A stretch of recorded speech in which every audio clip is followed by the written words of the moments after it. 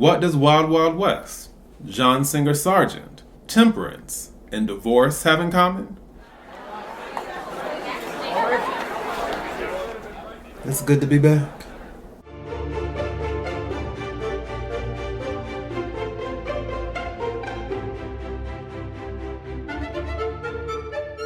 Hey everyone, this is D, Movieman, the fellow cinephile, popcorn addict, and emerging film critic, coming to you with reliable recaps, reviews, and reactions. And at long, and I do mean long last, I am coming to you all with another episode of the Gilded Age, Season 3, Episode 1. Who is in charge here?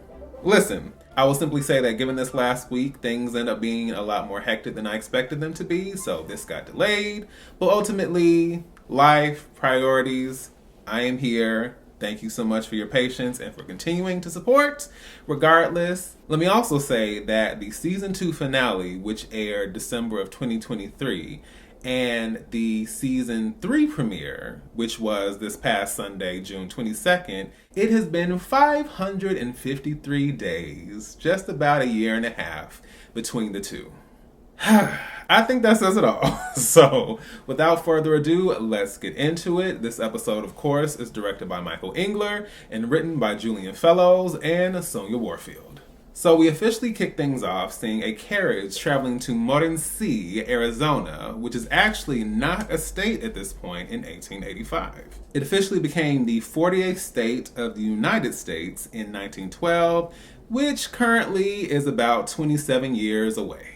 And when I did see George and Clay, it made sense because for a second, I saw those planes, I saw the geography and the topography, and I was just like, so where's Will Smith and Cisco? Wild Wild West. Let me also add really quickly that I do know that the majority of the cast on The Gilded Age are from the Broadway world. And I didn't know that Patrick Page, who portrays Clay, was a part of that world, but I ended up discovering that because I did watch the Apple TV series Schmigadoon and its second season, Schmicago. And in that second season, Patrick Page did portray the character Octavius Pratt. I also found out that he originated the Broadway roles of the Grinch in Dr. Seuss's How the Grinch Stole Christmas, the musical, Norman Osborn / Green Goblin in Spider-Man Turn Off the Dark, and Hades in Hadestown. But getting back on track, George and Clay are there to procure more land for the railroad expansion. George naturally wants to be the first to offer coast-to-coast travel with his railroads, and for this, he can charge a premium and get, what? Even richer. There's just one problem. The land that they want to buy is filled with copper-rich mines, and the miners who own them know that they have leverage when it comes to selling. And eventually, they all meet with George, and they make it clear to him that if they don't get anywhere near as close to being as rich as he is, then there's no point.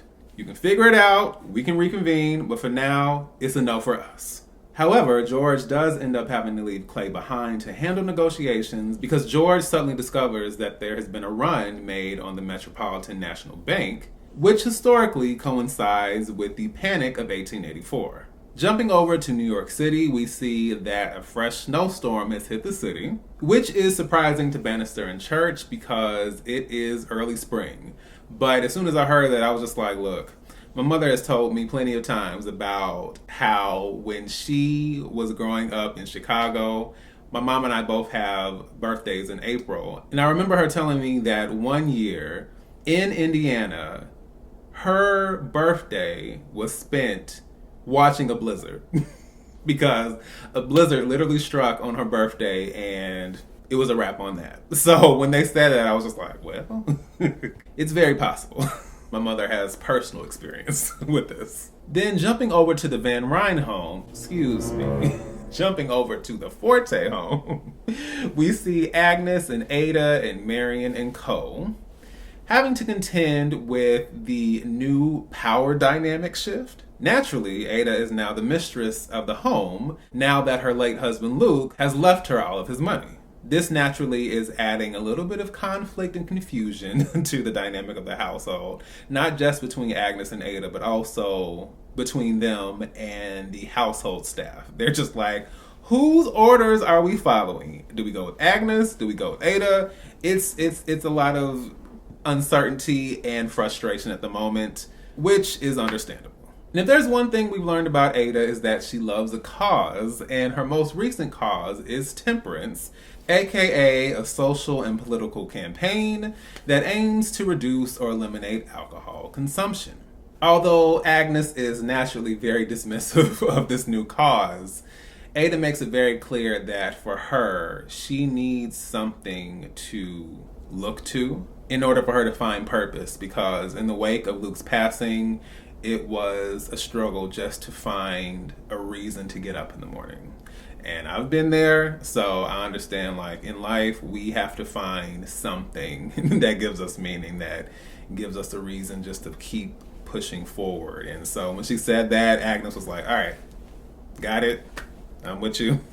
I may not understand it. I may not even be able to relate to it, but as far as that being her sister, she knows, like, okay, I'm cool with it for the time being. However, when it comes down to the Temperance meeting, things get a little awkward because the speaker is referencing alcohol in relation to eternal damnation. And for Agnes and Marian, they're just kind of like, think we're going a little overboard here. And I will say, as a fellow teetotaler myself, I could say that it's not quite that deep. However, we're talking about the 19th century at this point, so there's that.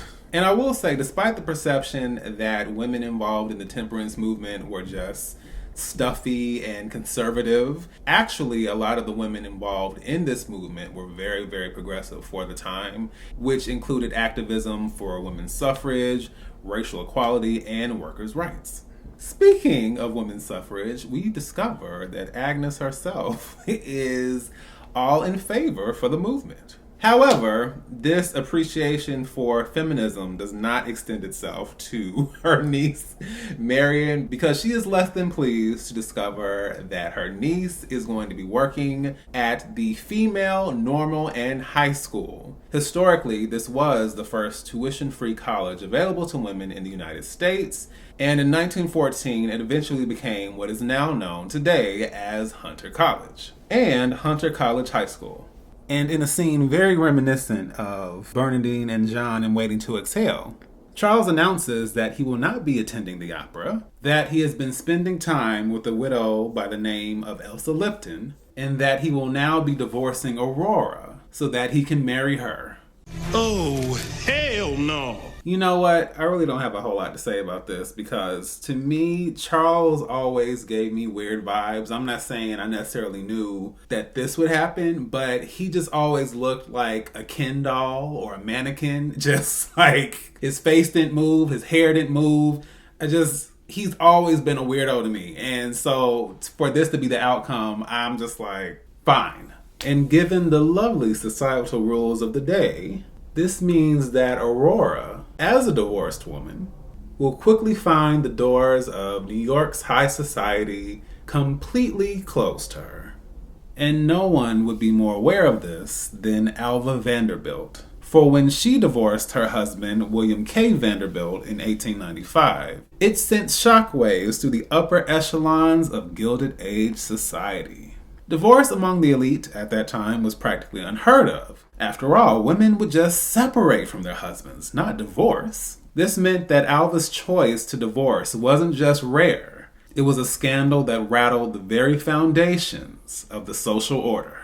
And then jumping over to the Russells, we see that Bertha's desire to bolster Gladys's social standing, mainly by marrying her off to the Duke, is still ongoing. We see Gladys sitting for a painting that is being created by the one and only John Singer Sargent, who is the famous creator of two paintings that are both referenced in this scene. The first is Lady with the Rose, and the second is the portrait of Madame X. I was so blown away to hear that, not just because I'm aware of this in history, but 2 weeks ago, it couldn't have been any more than 2 weeks ago, I made a trivia round about fashion history and, just different elements regarding the evolution of fashion throughout history and throughout different eras and time. And I actually created a question based around this same subject. So I was just like, wow. As a matter of fact, I'm going to post the image of the question up here, and then I'm going to pin a comment seeing if you all know what the answer is. Now, naturally, if you've watched the show, you know what it is, but still, that is so wild to me. But anyway, getting outside of that, Sargent is now painting Gladys, and Bertha is very glad of it. And as far as that whole little scandal that drove Sargent out of France, it's fine, because the same way it drove him out of France, it's going to equally drive up his prices. However, there is a massive wrench thrown in that plan when we discover that Billy Carlton, who I believe we saw in the season 2 finale at the Met, yeah, they are very much infatuated with each other, and Billy is more than ready to marry Gladys and ask her father for her hand in marriage. Well, we already know that George is away. Bertha is very much here, and she's not going to go for this. As far as our additional Russell sibling, aka Larry, we see that his relationship with Marian is continuing to slow burn. Marian is very much concerned about the optics of taking up with Larry after these last 2 broken engagements. Although there is progress being made, this is still New York high society, so she has to tread carefully. And as far as Oscar is concerned, despite being the one who blew up his family's finances in the first place, he is whining about the fact that he doesn't have money, and he's all but begging Ada to give him an allowance, and he's somehow shocked when she says that she won't. And I was just like, oh! I don't know if the writers have something against Oscar. I don't know what to make of him, and my issue, I'm fine with an unlikable character, unlike most people. I'm fine with that. I'm fine with an antagonist, which is why I was so upset when O'Brien left Downton Abbey. I was just like, okay, between this and the season 3 finale, I can't do it anymore. But he's just, you know what? There's really only one word to describe him as a character, and it's the same one I've been using since day one. Loser! We do eventually see Peggy assisting Ada with taking notes for the Temperance meeting, but she also suddenly comes down with something, and naturally, given the time and era, when a doctor is called, he naturally will not see someone of Peggy's hue or race. Water is very much wet. Tragically, Mrs. Carlton, who is Billy's mother, ends up spilling all the beans to Bertha by suggesting that they'll have reason to celebrate soon because their children are very much smitten with each other, and Bertha, Bertha ain't having that. We see Larry attempting to defend his sister to Bertha, and she's saying like maybe she doesn't want riches and wealth and status, maybe she genuinely wants to just be happy. And as far as Bertha is concerned, happiness as a byproduct of a well-ordered life may last. As a goal, it is invariably doomed to failure. Yikes. And when Bertha and Gladys finally go head to head, Gladys mentions the fact that Bertha was able to marry who she wanted, and Bertha makes it clear, that's because I was a nobody. You are the daughter of George Russell, right? So the price is high for you. It wasn't for me. And the fact that Gladys doesn't understand that, to Bertha, it means that she has no judgment. Well, to Gladys, it means that her mother has no values. Then, in a move that is not so surprising and surprising at the same time, we see Gladys packing up some of her belongings, leaving home, and making her way down the nearest street. Well, I guess they don't call it runaway love for nothing. And that closes out Season 3, Episode 1, Who is in Charge Here? Very interesting start to the season. Probably not as exciting as the Season 2 premiere, but we are getting some interesting groundwork here, and I know given some of the guest stars and characters that are going to pop up later, I'm here regardless, but I am interested in seeing how some of what we see here is going to tie into things later. Let me also say that I really was not sure what they were doing with Peggy this episode, because I'm like, this whole sickness thing, like, we know that she's out and about and just fine the rest of the season. So I was kind of like, well, what would the point of this be? You know, and then, of course, the whole thing with the doctor. However, I am almost certain, I'll be shocked if this is not what ends up happening, but I think that Peggy is going to be treated by the doctor whose mother is Elizabeth Kirkland, aka Felicia Rashad. And I think that's how they're going to meet each other, and then it's going to become this whole courting situation, and then Elizabeth's family and Peggy's family, and we'll kind of see how that comes together. But yeah, because it just seemed like such an odd direction to go in, but I'm thinking that's how that will connect story-wise or narratively. But as always, you all feel free to drop down below and let me know your thoughts on this episode and my recap as well. And how do you guys feel about this season? Are you excited? Are you interested in seeing certain developments, twists, turns, whatever, especially based on the preview at the end of the episode? I'm really interested in seeing what you guys think. Let me know how you feel. And until next time, this is D, Movieman, signing off, and I'll see you at the movie.